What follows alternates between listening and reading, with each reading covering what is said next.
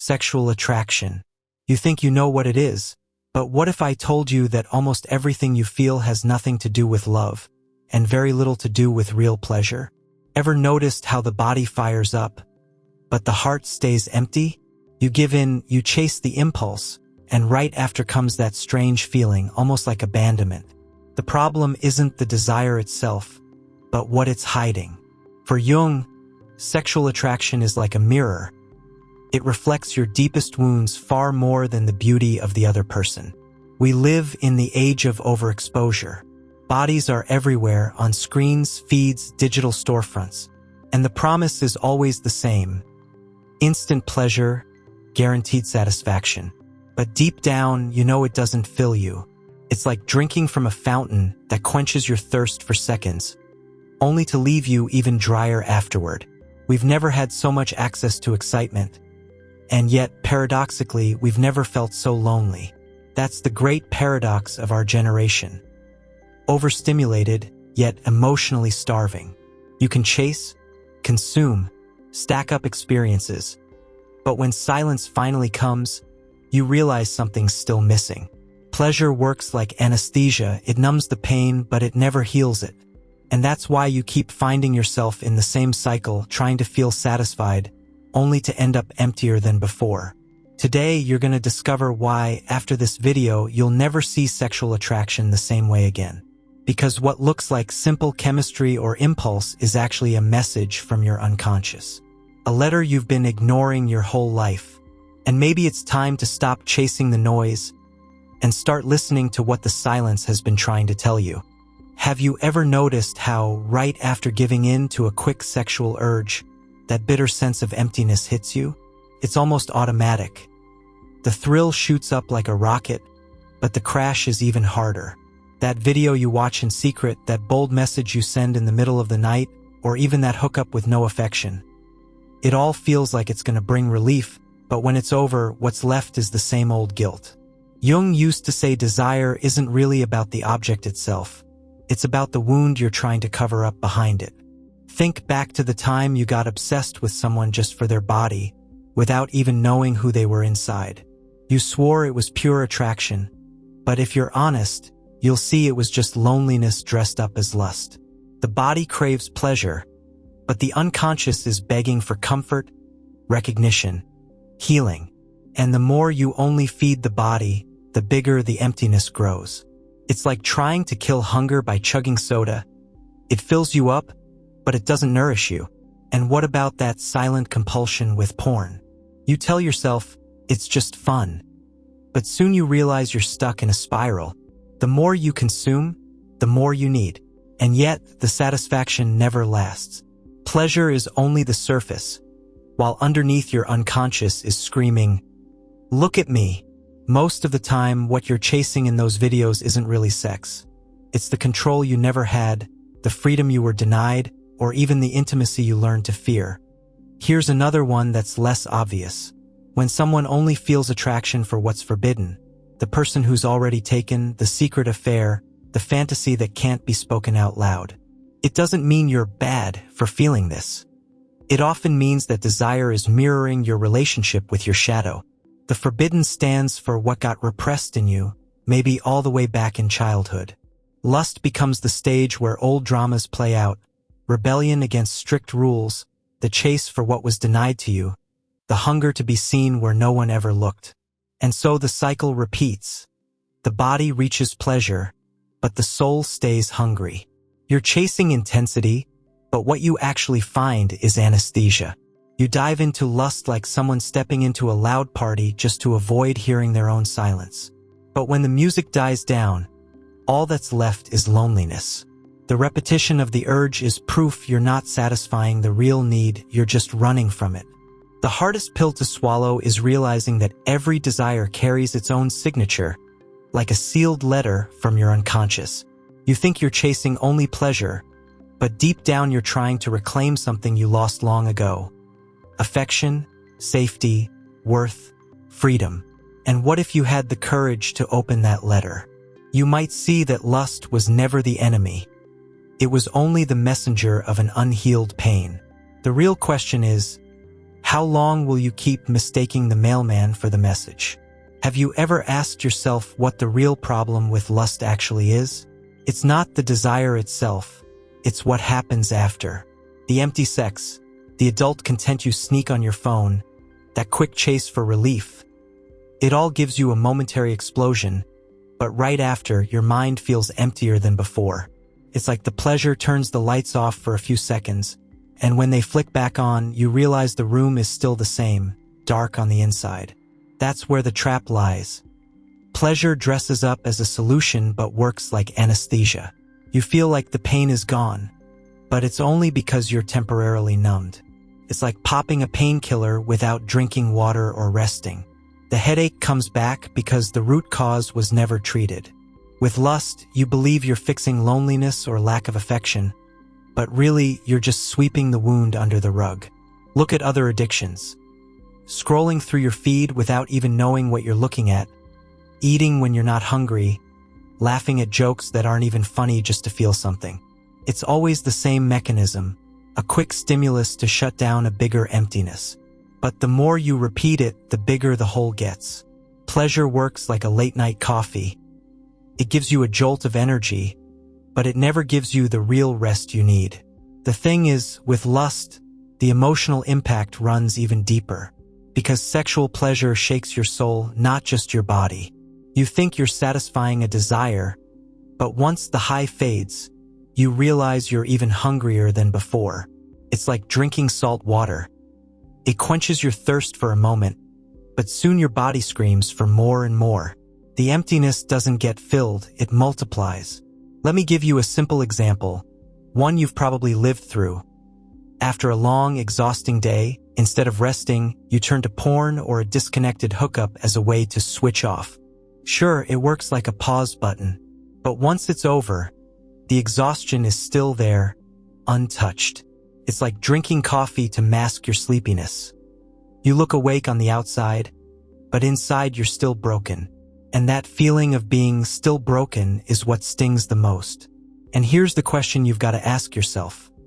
How long will you keep using pleasure as anesthesia? Because as long as you stay stuck in that cycle, you'll never heal the wound you're really trying to silence. Lust isn't the final problem, it's just the symptom. The real problem is the wound you keep hiding. And what if, instead of numbing it, you had the courage to face what's underneath? That's where everything starts to change. Have you ever noticed how your current addictions carry the signature of a childhood where emotions weren't welcome? When you cried at night out of fear, maybe no one sat beside you to listen. Instead, someone told you to quit crying and turned off the light. Or when you were anxious, the solution was to stuff your hands with toys or food. That wasn't affection, it was distraction. You learned early on that feeling was wrong, and running away was safer. Now, every impulse for pleasure repeats the same logic. Silence the pain instead of listening to it. Addiction is born right in that space. It's not really about lust, it's about never being taught how to hold discomfort. Notice this. When loneliness hits, your mind runs to porn. When rejection shows up, you chase validation in some random body. It's not that you truly want sex. It's that you don't know what to do with the emptiness left behind. Desire is just the smoke. The real fire is the old wound that never got healed. It's like a house full of cracks that keeps getting new coats of paint. The paint fools the eyes, but the structure underneath is still collapsing. You might think it's fixed, but sooner or later the cracks come back, even deeper. Lust works the same way. It covers up loneliness for a few minutes, splashes abandonment with bright colors, but the wall is still crumbling inside. And every time you paint it over, you reinforce the lie. Want a deeper example? Think of someone who obsessively seeks older, dominating, or emotionally unavailable partners. On the surface, it looks like just a fetish. But deep down, it's the child who never had safety trying to rebuild the embrace that was missing. Lust becomes the stage of an old play, replaying the trauma with the unconscious hope that this time they'll win. But the ending is always the same: frustration and emptiness. And then there are those who chase pleasure in risk, in what's forbidden, in secrecy. It's not just arousal. It's the attempt to relive that childhood adrenaline, when being seen and accepted felt nearly impossible. The forbidden stands for everything you were denied, and desire turns into a quiet act of revenge against the rules that once suffocated you. You think you're chasing intensity, but what you're really after is the release of a scream that's been stuck inside for years. What hurts the most is realizing that as long as you keep confusing pleasure with a solution, you'll keep replaying that same childhood in slow motion. Repressed emotions, buried pain, and one more layer of anesthesia on top. But if you dare to look past the surface, you'll see what few people ever see. Every desire isn't just an impulse. It's a memory. And maybe it's time to stop painting over the wall and finally treat the mold that always comes back. What you call pleasure, most of the time, is nothing but noise to drown out the silence inside you. Strong, huh? But think about it. After a wild night or hours binging adult content, do you really feel whole? Or do you notice the emptiness coming back even heavier? That's the point. Real pleasure doesn't drain you, it nourishes you. The problem is, most people confuse anesthesia with food and spend their whole lives chasing what never satisfies. True pleasure isn't the kind that leaves you ashamed of yourself afterward. It's not the kind you've got to hide, erase from your history, or pretend never happened. If it were authentic pleasure, you'd feel peace, not guilt. It's like the difference between scarfing down fast food and savoring a meal that truly nourishes you. Both fill you up, but only one sustains you. Lust-driven pleasure is fast food for the soul, quick, accessible, but ultimately empty. Now, let me push you a little. If you're hooked on sex, porn, or intense flings that never last, are you really chasing pleasure or just anesthesia? Because if it were true pleasure, you'd be satisfied. But the truth is, right after the high, you're already running to your next fix. That's the clearest sign it's not real pleasure. It's escape. And every escape points to something. An unresolved pain you keep trying to bury under bedsheets or screens. Look at people who claim they love love. They jump from relationship to relationship, swearing they can't be alone. But deep down, they don't love love. They love the adrenaline of passion, the drama, the thrill of the chase. But peace? They never find it. And you know why?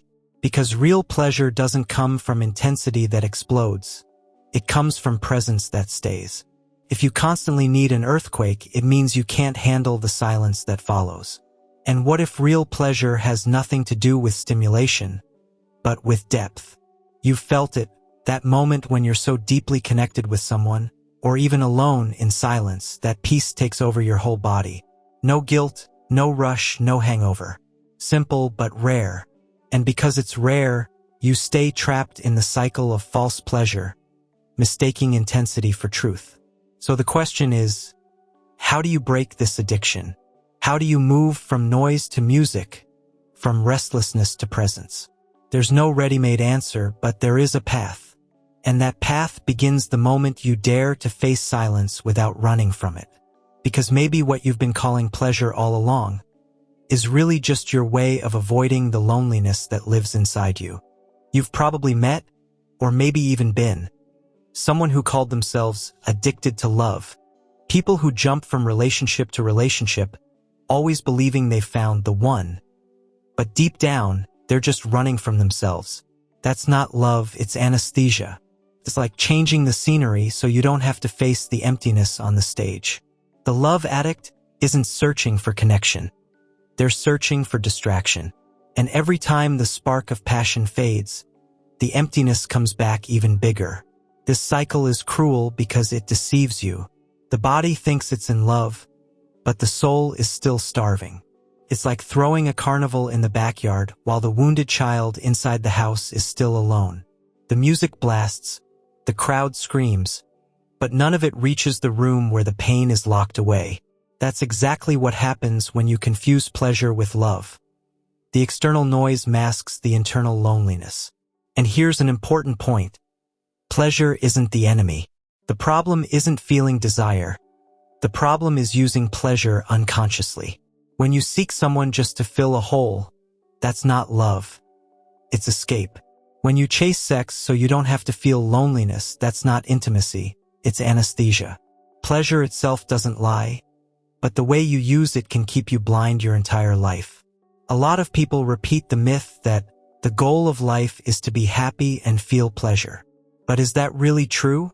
If it were, the biggest addicts would also be the most fulfilled. And yet, that's not how it works. Pleasure is like the mailman. He delivers a message, but he isn't the message itself. When you make him the final goal, you're confusing the messenger with the letter. And that's a recipe for frustration. Let me give you a practical example.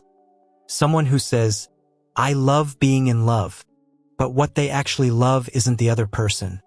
It's the euphoria, the chemical rush, the fireworks at the beginning. And when the fireworks die down, there they are again, chasing the next fix. That's not love, it's addiction to intensity. And the more they repeat it, the farther they drift from the peace that only a real encounter can bring. But what if you started seeing pleasure not as an end, but as a sign? Every impulse, every attraction, every spark could be a hidden message. There's something inside you asking to be seen. As long as you keep turning the mailman into the party, you'll keep running in circles. But if you have the courage to open the letter, you'll discover that pleasure was never the enemy. It was the map pointing straight to what you've been most afraid to face. Freedom isn't having everything you want. It's not needing anything to feel whole. Sounds counterintuitive, right? But that's exactly where the shift happens. You were conditioned to believe fulfillment comes when the body is satisfied, when the impulse gets what it wants. But in practice, the more you chase it, the more you feel something's missing. Real freedom begins the moment you realize you can feel peace without the stimulus, without the anesthesia. Jung called this process individuation, the moment you stop living fragmented and start integrating all that you are, including your shadow. That means looking straight at the desires that shame you, the fantasies you try to hide, and asking what they're trying to show you. Instead of fighting them, you integrate them. And in that process, desire stops being a tyrant that rules over you and becomes a messenger that guides you. Here's the strange part. Peace, when it first shows up, might feel boring. You know why? Because your body's gotten addicted to chaos. If you grew up learning to drown out pain with noise, silence is going to feel uncomfortable at first. But if you stay with that silence long enough, you realize it's not emptiness. It's space. And in that space, you find yourself in a way no quick hit of pleasure has ever given you. Let me give you a practical example. Think about someone who gave up their addictions and said, "Life feels boring now." The truth is, it didn't get boring. It got real. The body was hooked on dopamine roller coasters, and now it has to learn how to appreciate the plain ground, the constancy. Peace doesn't come with fireworks, but it does come with the sun rising every single morning. You trade explosions for stability, frantic sprints for steady steps. And little by little, that's what truly nourishes you. And this is where you finally see the difference between false love and real love. False love is adrenaline. It starts fast, burns hot, and leaves only ashes. Real love is like a river. It flows slowly, steadily, bringing life wherever it goes. It doesn't give you hangovers, it doesn't leave guilt, it doesn't demand escape. On the contrary, it brings calm, safety, and truth. And once you taste that, you realize it was never intensity you were missing, it was presence. So if freedom means not depending on anything to feel whole, then real love isn't the explosion you chase. It's the calm you learn to hold. It's the place where you rest instead of run, where you find yourself instead of losing yourself. And when that happens, even desire changes. It stops being a desperate race and becomes nothing more than an invitation. And what if, from this moment on, you had the courage to accept that invitation and live differently? At the end of the day, pleasure was never the villain. The problem starts when you use it unconsciously, as anesthesia to avoid feeling what actually needs to be healed. That's what keeps you trapped, mistaking escape for a solution. But once you understand the message behind desire, everything changes. Sexual attraction stops being a prison that controls you and becomes a window into self-knowledge. You're not a hostage to your desire. You're the one in charge. That's the key to freedom. Realizing every impulse is just an invitation, not a sentence. When you learn to look beyond the surface, you discover you no longer need to lose yourself in the noise. You can choose to listen to the silence, integrate your shadow, and finally experience pleasure without the hangover. If this video resonated with you, hit like and share it. It might be exactly what someone close to you needs to hear right now. And I'd love to bring you into the conversation. Drop a comment below and tell me about your own experience. When did you first realize you were chasing pleasure just to run away from silence? Your story might help someone else who's stuck in the same cycle. And if you want to keep going deeper on this journey of self-discovery, make sure you subscribe and turn on the notifications. With every video, we'll dive even further. And don't leave without watching the next video on the end screen. It could be the perfect continuation of the awakening you started today.